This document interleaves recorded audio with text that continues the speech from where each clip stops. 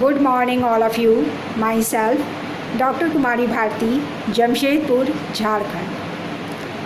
आज मैं बात कर रही हूँ सांख्य दर्शन के पुरुष संबंधी विचार पर। सांख्य दर्शन में पुरुष का क्या स्थान है और किस तरह से पुरुष की स्वतंत्र सत्ता के अस्तित्व संबंधी प्रमाण हमें मिलते हैं और किस तरह सांख्य दर्शन पुरुष में अनेकात्मवाद की चर्चा करता है, यानी कि अनेक पुरुषों की संख्यागत संख्या को स्वीकार करता है।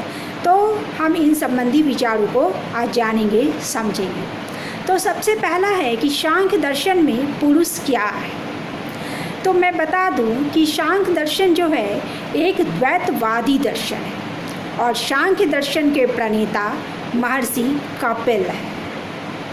सांख्य संख्या शब्द से व्युत्पन्न हुआ है, जिसका अर्थ होता है विवेक ज्ञान, पुरुष और प्रकृति का विवेक ज्ञान। अब बात है कि पुरुष क्या है। सांख्य दर्शन दो तत्वों की चर्चा कर रहा है और पुरुष से तात्पर्य चेतन तत्व या आत्म तत्व से है। पुरुष का स्वभाव चैतन्य स्वरूप है, वह निष्क्रिय है, अपरिणामी है, निस्त्रय गुण है, निर्विकार है, निर्गुण है, साक्षी है, कुटस्थ है, नित्य है, निष्क्रिय है। इस रूप में पुरुष की चर्चा की गई है। अर्थात पुरुष क्या है तो चैतन्य स्वरूप है, चेतना ही एक चेतन तत्व है, जिसे हम लोग आत्म तत्व के रूप में भी समझते हैं। तो यहाँ पे पुरुष की इस रूप में व्याख्या हुई है। अब थोड़ा आगे बढ़ते हैं तो हम लोग जानते हैं कि सांख्य दर्शन में जो पुरुष है वो चेतन तत्व है और जो प्रकृति है वह जड़ है, और जड़ होने के साथ साथ प्रकृति सक्रिय है, परिणामी है, प्रसव धर्मिणी है, सुकुमारी है, लज्जाशील है, नर्तकी है, साथ ही सक्रिय है, परंतु अचेतन है। तो ये जो विकास होता है सृष्टि का, जो हम विकास को पाते हैं, वह किस तरह से संभव है। तो जब पुरुष प्रकृति के संपर्क में आता है, प्रकृति अर्थात मूल प्रकृति, अव्यक्त प्रकृति, वह अवस्था जब सृष्टि का विकास नहीं हुआ था, सृष्टि की उत्पत्ति के पहले की प्रकृति, मूला प्रकृति, अव्यक्त प्रकृति की हम लोग चर्चा कर रहे हैं। तो जब पुरुष प्रकृति के संपर्क में आता है तो प्रकृति में तीन गुण पहले से ही साम्य अवस्था के रूप में मौजूद रहते हैं। वो है सतगुण, रजगुण और तमगुण। जैसे ही पुरुष प्रकृति के समीप आता है, इन तीनों गुणों में हलचल सी उत्पन्न होने लगती है और विरूप परिवर्तन के कारण सृष्टि की उत्पत्ति होती है, जिसमें से महत् या बुद्धि, अहंकार और अहंकार से सत्व, रजस और तमस की उत्पत्ति होती है और सत्व, रजस और तमस की उत्पत्ति होती है। और सत्व से मन, सत्व से मन है, फिर साथ साथ जो है मन के साथ साथ 11 जो हमारी मनस के साथ साथ पंच ज्ञानेंद्रिय और पंच कर्मेंद्रियों की उत्पत्ति होती है। और फिर तमस से अगर हम देखते हैं तो तमस से पंच तन्मात्राएँ और पंच महाभूतों की उत्पत्ति होती है। इस तरह से विकासवाद में 25 तत्वों की चर्चा की गई है, प्रकृति और पुरुष को मिला करके। तो हम लोग अभी जो मुख्य रूप से टॉपिक विषय को लेकर चुने हैं वो है कि पुरुष क्या है और पुरुष के अस्तित्व को हम लोग किस प्रकार से प्रमाणित करते हैं। तो आज का जो मेरा विषय है वो है पुरुष को लेकर के है। तो मैंने पुरुष को बता दिया कि पुरुष जो है चैतन्य स्वरूप है, चेतन तत्व है, आत्म तत्व है, साक्षी है, कुटस्थ है, नित्य है, अपरिणामी है, अविकारी है, निर्गुण है, निस्त्रय गुण है। इस तरह से हम लोगों ने पुरुष को जाना कि पुरुष क्या है। अब पुरुष के अस्तित्व संबंधी प्रमाणों की जब हम चर्चा करते हैं या स्वतंत्र सत्ता के रूप में पुरुष के अस्तित्व की जब हम चर्चा करते हैं तो यहाँ पर एक प्रमुख श्लोक है जिसकी मैं चर्चा करना चाहूँगी। मैं ये बता दूँ कि जो महर्षि कपिल थे उन्होंने सांख्य प्रवचन सूत्र को लिखा था, लेकिन वह अत्यंत ही पुराना होने के कारण वह विलुप्त प्राय हो गया है।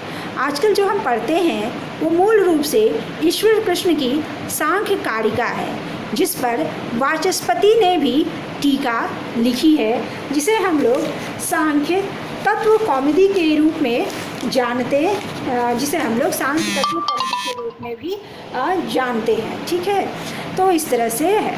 तो अब आइए हम लोग सांख्य के स्वतंत्र सत्ता के अस्तित्व को प्रमाणित किस प्रकार से करते हैं उसकी चर्चा करें। तो मैं श्लोक का वाचन कर रही हूँ और उसके बाद हम लोग उसके अस्तित्व को प्रमाणित करेंगे। तो श्लोक है यहाँ पर, संघात परार्थवाद त्रिगुणादि विपर्यात अधिष्ठानात्, संघात परार्थवाद त्रिगुणादि विपर्यात अधिष्ठानात् पुरुषोस्ति भोक्ति भावार्थ कैवल्यार्थ प्रभृतेशच। ठीक है, क्या है? सांख्य कारिका में चर्चा की गई है। ईश्वर कृष्ण की सांख्य कारिका में संघात परार्थवाद त्रिगुणादि विपर्यात अधिष्ठानात् पुरुषोस्ति भोक्ति भावार्थ कैवल्यार्थ प्रभृतेशच। तो इसी श्लोक में हमारे पुरुष के अस्तित्व संबंधी प्रमाण छुपे हुए हैं। तो पहला क्या है? पहला है संघात परार्थवाद। तो संघात परार्थवाद में क्या कहा जा रहा है? तो ये कहा जा रहा है कि जो प्रकृति होती है, जो अव्यक्त प्रकृति है, और इसके इससे जो भी कार्य समूह है इस अव्यक्त प्रकृति से, जितने भी समस्त व्यक्त जितने भी कार्य समूह हैं, ये जड़ होने से अपने लिए मतलब ये जड़ होने के कारण ये मतलब अपने लिए नहीं है, ये किसी न किसी प्रयोजन के लिए है। तो जो भी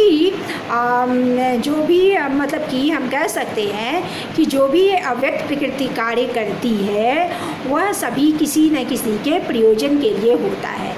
और वह किसके प्रयोजन के लिए होता है? तो प्रकृति के जितने भी कार्य होते हैं वो सभी जो होते हैं वह पुरुष के लिए होता है, क्योंकि पुरुष जो होता है वह चेतन होता है और प्रकृति जो है वह जड़ होती है। तो पुरुष के भोग के लिए, पुरुष के अपवर्ग के लिए या पुरुष के मोक्ष के लिए ही समस्त प्रकृति के कार्य होते हैं, उसके प्रयोजन के लिए ही समस्त प्रकृति के कार्य होते हैं। तो प्रकृति, उसके तीनों गुण, बुद्धि, अहंकार, मन, इंद्रियां, शरीर आदि सब पुरुष के भोग के लिए हैं, अपवर्ग रूपी प्रयोजन को सिद्ध करने के लिए प्रवृत्त होते हैं। यानी जितनी भी अव्यक्त प्रकृति है और उससे समस्त व्यक्त कार्य समूह जो भी उत्पन्न होता है वो किसी न किसी प्रयोजन के लिए होते हैं। और प्रकृति जड़ है और जो प्रयोजन है, जो भोग है, अपवर्ग है या मोक्ष है, वो सब चेतन पुरुष के लिए होता है। तो इस तरह से यहाँ पर पुरुष की सत्ता को सिद्ध किया गया है। एक लाइन में कह दूँ तो अव्यक्त प्रकृति तथा व्यक्त कार्य समूह से सर्वथा भिन्न चेतन पुरुष की सत्ता यहाँ पर सिद्ध होती है। तो यहाँ पर प्रयोजन के रूप में जो अव्यक्त प्रकृति है उसका प्रयोजन क्या है, जो अव्यक्त प्रकृति है और जिससे इतना समस्त व्यक्त कार्य समूह उत्पन्न होता है, तो वो क्या है? क्या प्रकृति सब अपने लिए करती है? नहीं, प्रकृति अपने लिए नहीं करती है। तो उसकी सत्ता किसके लिए? तो उसकी सत्ता अन्य के लिए जो चेतन है तथा जिसके प्रयोजन के साधने के लिए ही उसकी सत्ता होती है। तो इस तरह से हम कह सकते हैं कि स्वयं प्रकृति तथा उससे प्रसूत समस्त कार्य समूह चेतन पुरुष के प्रयोजन को सिद्ध करने के लिए प्रवृत्त होते हैं। तो फर्स्ट पॉइंट हो गया मेरा संघात परार्थवाद। ठीक है, तो संघात परार्थवाद के रूप में हम लोग पुरुष के अस्तित्व को प्रमाणित करते हैं और यहाँ पर प्रयोजन का सहारा लिया। याद रखिएगा यहाँ पर किसका सहारा है? यहाँ पर प्रयोजन का सहारा लिया। किसका प्रयोजन?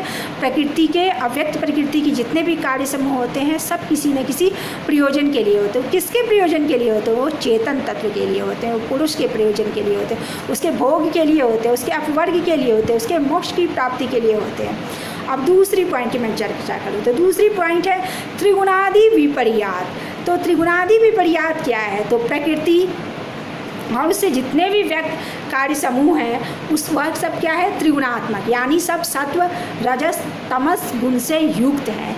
तो जितनी भी सगुण चीज़ है वह निर्गुण की ओर, जितने भी त्रिगुण हैं वह निस्त्रय गुण की ओर, जितने भी अचेतन हैं वो चेतन की ओर, जो परिणामी है वह अपरिणामी की ओर अनिवार्यता संकेत करता है। और यह निस्त्रय गुण अपरिणामी चेतन तत्व पुरुष है।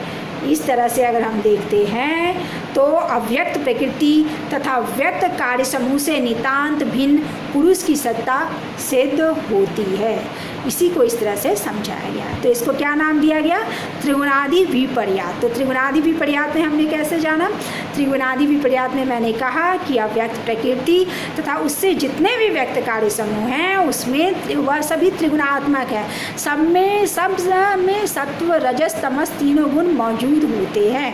तो जो भी सगुण है वह निर्गुण की ओर, अचेतन है वो चेतन की ओर, जो परिणामी है अपरिणामी की ओर, त्रिगुण जो है निस्त्रय गुण की ओर इशारा करते हैं। तो वो अपरिणामी चेतन निस्त्रय गुण क्या है? पुरुष होता है।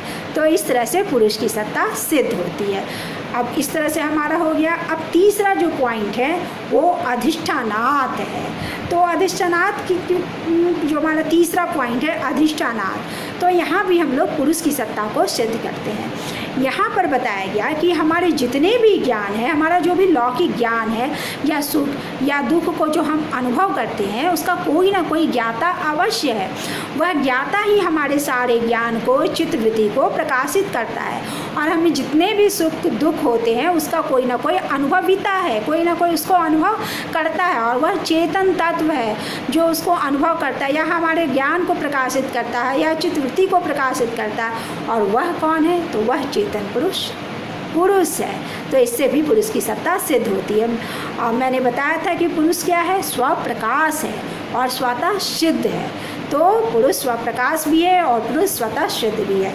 तो यहाँ पर जो अधिष्ठानात है इसी रूप में इसकी चर्चा की गई है। अब मैं बात करूँ भोक्ति भावात के रूप में।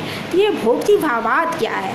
तो भोक्ति भावात को देखें तो हम यहाँ पे कहेंगे जो भी संसार की चीज़ें हैं, जो प्रकृति है तथा उससे जितने भी व्यक्त कार्य समूह है वो सब क्या है? भोग्य है। मतलब भोगने के लिए, किसी न किसी के भोग्य के लिए। प्रकृति स्वयं जड़ है, अतः वह खुद को भोग नहीं सकती है। अतः किसी न कोई चेतन तत्व अवश्य है जो उसे भोग करेगा। और वह भोगकर्ता कौन है? वह पुरुष है। तो वही यहाँ पे भोक्ति भावार्थ के रूप में बताया जा रहा है कि प्रकृति तथा उसके कार्य समूह जड़ होने से भोग्य हैं। वे स्वयं अपना भोग नहीं कर सकते। सब पदार्थ सुख दुख और मोह उत्पन्न करते हैं, किंतु इनको भोगने वाला भी कोई होना चाहिए। जड़ भोग्य वस्तु भोगार्थ चेतन भोक्ता की सत्ता अनिवार्य है। यह चेतन भोक्ता पुरुष है, अतः पुरुष की सत्ता सिद्ध होती है। तो भोक्ति भावार्थ के रूप में यानी कि संसार के जितने भी प्रकृति और उससे जितने भी व्यक्त कार्य समूह हैं वो जड़ हैं। और वो मतलब कि जितने भी व्यक्त कार्य समूह हैं वो सब जड़ हैं। और वो जितने भी जो भी सुख या दुख जो भी चीज़ उत्पन्न होता है या जितने भी संसार की चीज़ें हैं सभी सुख दुख और मोह को उत्पन्न करती है, किंतु इनको भोगने वाला भी कोई होना चाहिए। और वो भोगने वाला चेतन तत्व ही हो सकता है। और वह चेतन तत्व कौन है? तो पुरुष है। तो भोक्ति भावार्थ के रूप में पुरुष की चर्चा सिद्ध होती है। और लास्ट है कैवल्यार्थ परविदेशज। तो कैवल्यार्थ परविदेशज में बताया गया है कि मतलब कि कितने पुरुष ऐसे होते हैं, कितने मनुष्य ऐसे होते हैं कि उनमें कैवल्य या मोक्ष प्राप्ति की इच्छा विद्यमान रहती है। हालांकि सभी के अंदर सत्वगुण रजगुण तमोगुण मौजूद रहते हैं, लेकिन कितने व्यक्तियों के अंदर या कितने पुरुष जो होते हैं उसके अंदर भोग की इच्छा या कैवल्यार्थ की इच्छा मोक्ष की इच्छा जो होती है विद्यमान रहती है। तो ये जो इच्छाएं विद्यमान रहती है तो इससे भी हम कह सकते हैं कि पुरुष की स्वतंत्र सत्ता सिद्ध होती है। तो इसी तरह से यहाँ पे बताया गया है कि कुछ आध्यात्मिक स्वभाव के ज्ञानी पुरुषों में कैवल्य या मोक्ष की प्राप्ति के लिए वो लोग क्या करते हैं, उत्कट इच्छा होती है वो उनके अंदर कि हम मोक्ष की प्राप्ति करें। तो विविध दुख की अत्यांतरिक निवृत्ति को हम लोग कैवल्य कहते हैं। तो जो दुख होते, दुख भी 3 प्रकार के होते हैं, आध्यात्मिक दुख, आधि भौतिक दुख, आधि दैविक दुख। तो इन दुखों की मुक्ति कैसे प्राप्ति होगी? कैवल्य के ज्ञान से ही दुखों की मुक्ति होगी। कैवल्य क्या है? तो पुरुष और प्रकृति के विवेक ज्ञान होता है तो कैवल्य की प्राप्ति होती है, मोक्ष की प्राप्ति होती है। तो जो ये सब हैं तो यह क्या है, यह पुरुष और प्रकृति के विवेक ज्ञान से ही संभव है। अतः पुरुष की सत्ता भी यहाँ भी सिद्ध होती है, क्योंकि पुरुष मोक्ष के लिए प्रयास करता है, और जब मोक्ष की प्राप्त करता है तो यहाँ पुरुष और प्रकृति का वास्तविक ज्ञान हो जाता है कि प्रकृति जड़ है, उसमें चेतना का अभाव है, प्रकृति सक्रिय है मगर चेतन नहीं है, और वह मोक्ष के लिए कभी प्रयत्न नहीं करेगी। जब भी मोक्ष का प्रयत्न होगा तो पुरुष के द्वारा ही होगा, क्योंकि पुरुष चेतन तत्व है, तो इससे पुरुष की सत्ता सिद्ध होती है। तो मैंने दो पंक्तियों में जो हमारा श्लोक था उससे ही हमारे सारे प्रमाण प्रमाणित हो गए। तो मैंने बताया था, श्लोक कहा था, फिर से मैं कहूँ, संधात परार्थवाद त्रिगुणादि विपर्यात अधिष्ठानात् पुरुषोस्ति भोक्ति भावाट कैवल्याट प्रवितेशज। तो इस श्लोक के द्वारा हमने पुरुष की स्वतंत्र सत्ता को सिद्ध किया।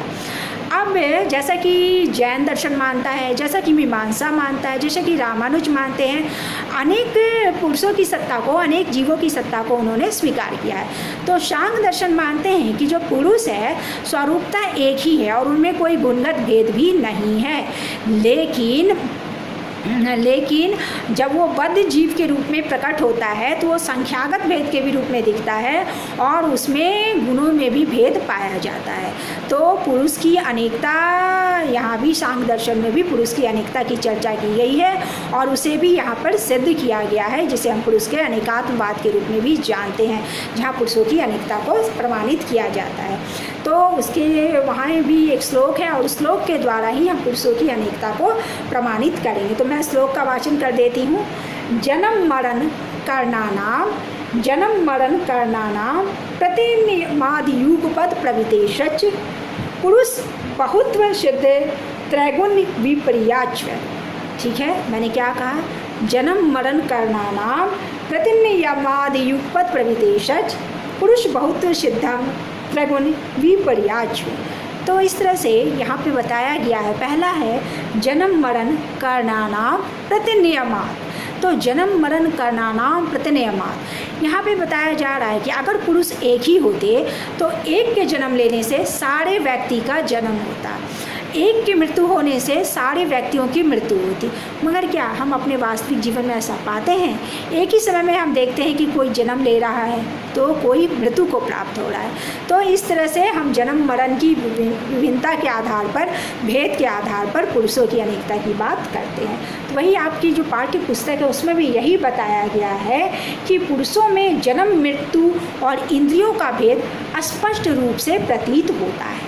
विभिन्न पुरुषों का जन्म मरण अलग अलग होता है, उसकी मृत्यु भी अलग अलग होती है तथा उनकी ज्ञानेंद्रियां भी अलग अलग होती है। अन्यथा एक पुरुष के जन्म से सबका जन्म और एक की मृत्यु से सबकी मृत्यु हो जाती। इस प्रकार जब कोई पुरुष किसी रूप, रस, शब्द, गंध, स्पर्श का अनुभव करता है तो सब पुरुषों को एक ही अनुभव होता, किंतु ऐसा नहीं होता। तो इससे भी पुरुष की अनेकता सिद्ध होती है। दूसरा है आयुपद प्रवितेशक। यहाँ पर प्रवृत्तियों का सहारा लिया गया कि मनुष्य की जो प्रवृत्तियाँ होती है वो अलग अलग होती है। तो अगर शारीरिक प्रवृत्ति की अगर हम बात करते हैं, कर्मेंद्रियों द्वारा कृत कहें तो यहाँ शारीरिक और वाचिक कर्म आते हैं, और एक है अंतःकरण द्वारा। ठीक है, तो यहाँ पर 2 प्रकार की प्रवृत्तियों की चर्चा की गई है। तो विभिन्न पुरुषों में अंतःकरण और कर्मेंद्रियां क्या क्या होती है, अलग अलग होती है। आप देखिए कि एक व्यक्ति अगर काम करता है तो दूसरा व्यक्ति सोता है, एक व्यक्ति अगर पढ़ता है तो दूसरा व्यक्ति खेलता है, एक व्यक्ति अगर सुखी होते हैं तो उसी समय दूसरा व्यक्ति दुखी रहता है। तो अगर पुरुष एक ही होता तो एक के सुखी होने से सारे व्यक्ति सुखी होते, एक के दुखी होने से सारे व्यक्ति दुखी होते। अगर एक व्यक्ति हंसता तो सारे व्यक्ति हंसते, एक रोता तो सारे रोते, एक ज्ञानी होता तो सारे ज्ञानी होते। मगर हम अपने वास्तविक जीवन में ऐसा नहीं पाते हैं। तो यहाँ भी पुरुषों की अनेकता सिद्ध होती है।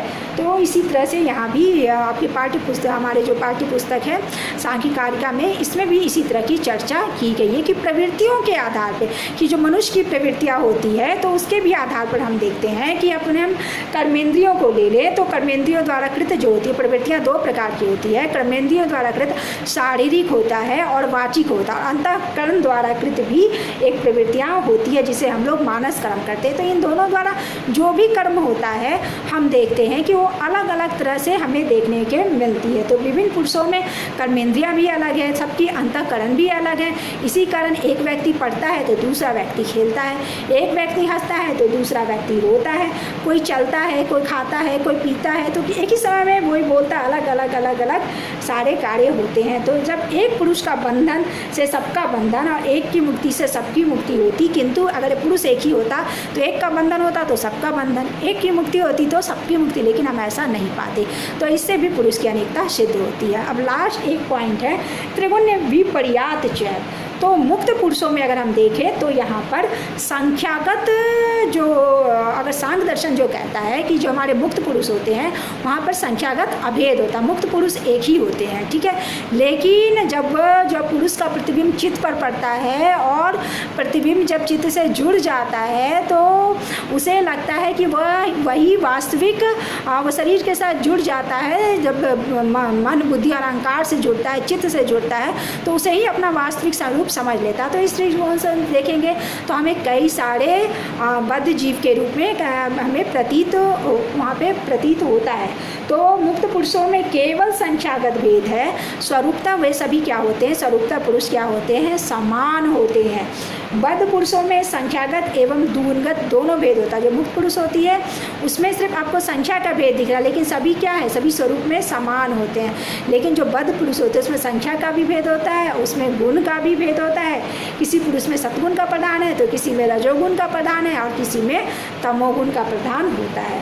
अतः तीनों गुणों के अनुपात में न्यूनाधिक भेद के कारण प्रति शरीर में अधिष्ठाता पुरुषों में भेद सिद्ध होता है कि सभी के शरीर में जो पुरुष होते हैं वो अलग अलग, किसी में सतगुण की प्रधानता, किसी में रजगुण की प्रधानता, किसी में तमोगुण की प्रधानता होती है। तो शरीर, सभी मनुष्य का जो शरीर है तो उसके जो अधिष्ठाता जो पुरुष है उससे भी पुरुष की अनेकता सिद्ध होती है। तो इस तरह से हम देखें तो यहाँ पे सांख्य दर्शन जो है पुरुष की अनेकता को जो सिद्ध करना चाहता है यहाँ पर प्रमाणित हो जाता है। तो स्वरूपता सभी पुरुष समान होते हैं, लेकिन संख्या के रूप में वो भिन्न नजर आते हैं। और बद्ध जीव जो होते हैं उसमें गुण का भी भेद है और संख्या का भी भेद है, और इस तरह से उसमें दोनों प्रकार के भेद हम पाते हैं। वहीं पर हम देखते हैं कि किसी पुरुष में सद्गुण है तो प्रधान है, किसी में रजगुण का प्रधान है, किसी में तमोगुण का प्रधान है। तो इस तरह से सभी पुरुषों में अलग अलग प्रधानता होती है। अतः तीनों गुणों के अनुपात में न्यूनाधिक भेद के कारण प्रति शरीर के अधिष्ठाता पुरुषों में भेद सिद्ध होता है। तो अतः पुरुषों की अनेकता सिद्ध है। तो इस तरह से मैंने आज आप लोगों को बताया कि पुरुष क्या है। पुरुष को चेतन तत्व कहा गया है, वह आत्म तत्व है, ठीक है। वह शरीर, इंद्रिय, बुद्धि, मन और अहंकार से भिन्न है। पुरुष जो है साक्षी है, कुटस्थ है, नित्य है, अपरिणामी है, निस्त्रय गुण्य है और ठीक है, निर्विकार है। तो इस तरह से स्वतः प्रकाश है, स्वतः सिद्ध है, ठीक है। तो इस तरह से हम लोग पुरुष की सत्ता को हम लोग पुरुष के बारे में जानते हैं। और पुरुष जब प्रकृति के संपर्क में आता है तो विरूप परिवर्तन के द्वारा सृष्टि की उत्पत्ति होती है। और यहाँ पे 25 तत्वों की चर्चा की गई है।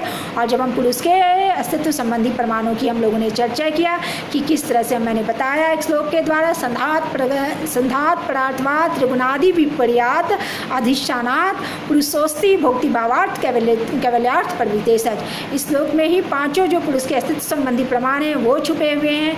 फिर हमने जाना कि पुरुष की अनेकता किस प्रकार प्रमाणित होती है। तो पुरुषों की अनेकता के बारे में भी मैंने श्लोक में ही सारे अनेकता संबंधी प्रमाण छुपे हुए थे, जो इस तरह हैं: जन्म मरण करना नाम प्रतिन्यमाद युगपत प्रवितेशज पुरुष बहुत सिद्ध त्रैगुण विपर्याच। इस तरह से जन्म मरण के आधार पर कि एक व्यक्ति जन्म लेता है तो दूसरे की मृत्यु होती है, एक और दूसरा प्रवृत्ति के आधार पर, चाहे वो शारीरिक प्रवृत्तियाँ हों चाहे वो मानसिक प्रवृत्तियाँ हों, दोनों प्रवृत्तियों के आधार पर पुरुष की अनेकता सिद्ध होती है। और फिर अधिष्ठानात के रूप में कि जो पुरुष होता है वो सभी पुरुषों में भिन्नता है, सद्गुण है, किसी में रजगुण है, किसी में तमोगुण होता है। और मुख्य रूप से जो भी भिन्नताएँ होती हैं सभी पुरुषों की में सिद्ध होती है। तो इस तरह से हम लोग कह सकते हैं कि तीनों गुणों के अनुपात में न्यूनाधिक भेद के कारण प्रति शरीर के अधिष्ठाता पुरुषों में भेद सिद्ध होता है। तो इस तरह से यहाँ पे पुरुषों की अनेकता को सिद्ध किया गया है। तो मैं उम्मीद करती हूँ कि आप लोगों को समझ में आया होगा। फिर हम लोग नेक्स्ट वीडियो में मिलेंगे। Okay, bye, see you.